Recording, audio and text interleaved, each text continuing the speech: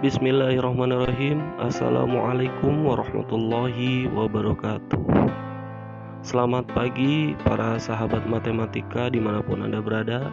Pada kesempatan kali ini kami dari kelompok 5 di kelas PJJ Matematika MTS Kalbar tahun 2021 akan menyajikan sebuah video pembelajaran matematika, yaitu tentang sejarah bilangan.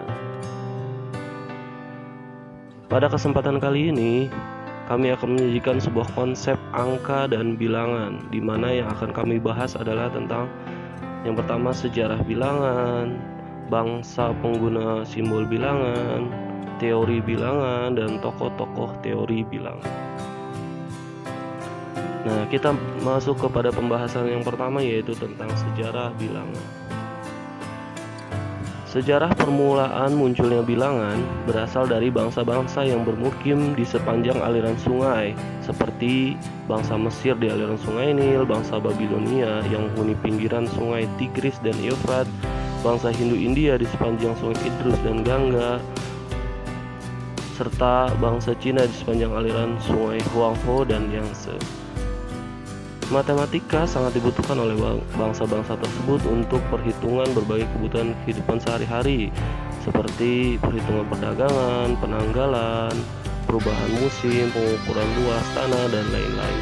Untuk keperluan praktis itu diperlukan bilangan-bilangan. Sistem bilangan yang digunakan oleh bangsa-bangsa zaman dahulu bermacam-macam, hingga akhirnya berkembang menjadi bilangan yang sekarang digunakan, yaitu sistem bilangan Hindu-Arab.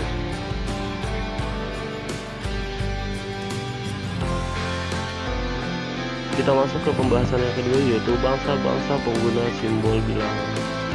Bilangan dahulunya digunakan sebagai simbol untuk mengganti suatu benda, misalnya kerikil, ranting, yang masing-masing suku atau bangsa memiliki cara tersendiri untuk menggambarkan bilangan dalam bentuk simbol. Di antaranya, yang pertama simbol bilangan bangsa Babilonia, yaitu berupa huruf paku. Simbol bilangan bangsa Maya di Amerika pada 500 tahun sebelum Masehi. Simbol bilangan menggunakan huruf hieroglif yang dibuat bangsa Mesir kuno. Simbol bilangan bangsa Arab yang dibuat pada abad ke-11 dan dipakai hingga kini oleh umat Islam di seluruh dunia. Simbol bilangan bangsa Yunani kuno. Simbol bilangan bangsa Romawi yang juga masih dipakai hingga kini. Dalam perkembangan selanjutnya, pada abad ke-10 ditemukanlah manuskrip Spanyol yang memuat penulisan simbol bilangan oleh bangsa Hindu-Arab kuno, dan cara penulisan inilah yang menjadi cikal bakal penulisan simbol bilangan yang kita pakai hingga saat ini. Selanjutnya kita bahas tentang teori bilangan. Teori bilangan adalah cabang dari matematika murni yang mempelajari sifat-sifat bilangan bulat dan mengandung berbagai masalah terbuka yang dapat mudah dimengerti sekalipun bukan oleh ahli matematika. Perkembangan teori bilangan yang pertama yaitu pada zaman batu. Awalnya berhitung dipakai untuk menghitung benda-benda, kemudian berkembang dengan menggunakan jari tangan sebagai alat berhitung. Namun, waktu itu mereka sedang membedakan satu, dua, dan banyak. Zaman batu muda atau Neolitikum, yaitu 1000 tahun yang lalu, kemampuan berhitung mulai berkembang. Pengetahuan berupa pengurangan dan penjumlahan, kemudian ke perkalian dan pembagian. Bangsa Inka merupakan bangsa yang telah memiliki kebudayaan tinggi, mencatat bilangan tersebut dalam kulpu, yaitu untaian tali yang bersimpul-simpul. Susunan simpul itulah yang menunjukkan bilangan. Perkembangan teori bilangan berikutnya yaitu teori bilangan pada suku Babilonia.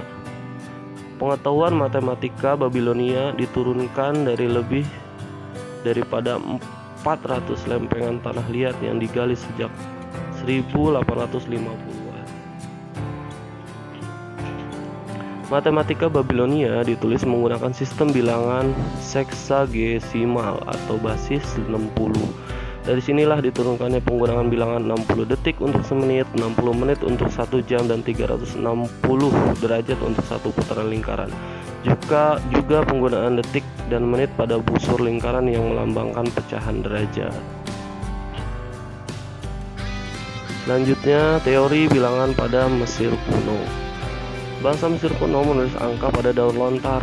Mereka menulis dengan tulisan hieroglif. Tulisan matematika Mesir yang paling panjang adalah lembaran Rin pada tahun 1650 sebelum Masehi. Lembaran itu adalah manual instruksi bagi pelajar matematika dan geometri. Selain itu ada lembaran Mosca, yaitu pada tahun 1890 sebelum Masehi, berisi tentang soal kata atau soal cerita yang barangkali ditujukan sebagai hiburan.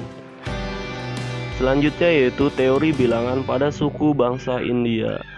Sulbasutras pada tahun 800 sampai 500 sebelum Masehi merupakan tulisan-tulisan geometri yang menggunakan bilangan irasional, bilangan prima, aturan 3 dan akar kubik, menghitung akar kuadrat dari 2 sampai sebagian dari 100 ribuan, memberikan metode konstruksi lingkaran yang luasnya menghampiri persegi yang diberikan, menyelesaikan persamaan linear dan kuadrat, mengembangkan triple Pitagoras secara aljabar, dan memberikan pernyataan dan bukti numerik untuk teorema Pitagoras. Selanjutnya, teori bilangan pada masa sejarah modern. Awal kebangkitan teori bilangan modern dipelopori oleh Pierre de Fermat serta tokoh-tokoh modern matematika lainnya. Pada masa ini, teori bilangan tidak hanya berkembang sebatas konsep, tapi juga banyak diaplikasikan dalam berbagai bidang ilmu pengetahuan dan teknologi. Hal ini dapat dilihat pada pemanfaatan konsep bilangan dalam metode kode baris, kriptografi, komputer, dan lain sebagainya.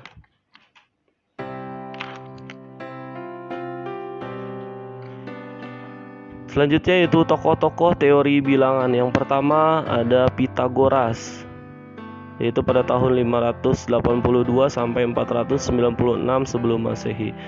Pitagoras adalah seorang matematikawan dan filsuf Yunani yang paling dikenal melalui teoremanya. Dikenal sebagai bapak bilangan, dia memberikan sumbangan yang penting terhadap filsafat dan ajaran keagamaan pada akhir abad ke-6 sebelum Masehi. Salah satu peninggalan Pitagoras yang terkenal adalah teorema Pitagoras. Yang kedua yaitu Jamshid Al-Kashi, yaitu pada tahun 1380 Masehi. Al-Kashi berasal dari Iran Tengah. Penemuan penting beliau bagi astronomi dan matematika. Pecahan desimal yang digunakan oleh orang-orang Cina pada zaman kuno selama berabad-abad sebenarnya merupakan pecahan desimal yang diciptakan oleh Al-Kashi. Pecahan desimal ini merupakan salah satu karya yang memudahkan untuk menghitung aritmatika yang dia bahas dalam karyanya yang berjudul Kunci Aritmatika yang diterbitkan pada awal abad ke-15 di Samarkand. Tokoh yang ketiga yaitu Abu Ali Hasan Ibnu Al-Hayyam pada tahun 965 Masehi. Abu Ali Hasan Ibnu Al-Haytham berasal dari Irak. Dikenal dengan nama Al-Hazan. Al-Haytham adalah orang pertama yang mengklasifikasikan semua bilangan sempurna yang genap. Dan terakhir, tokoh selanjutnya yaitu Pierre de Fermat. Fermat menuliskan bahwa I have discovered a truly remarkable proof which this margin is too small to contain. Fermat juga hampir selalu menulis catatan kecil sejak tahun 1603, manakala ia pertama kali mempelajari aritmatika karya Diopantus. Fermat membuktikan bahwa luas daerah segitiga siku-siku dengan sisi bilangan bulat tidak pernah merupakan bilangan kuadrat.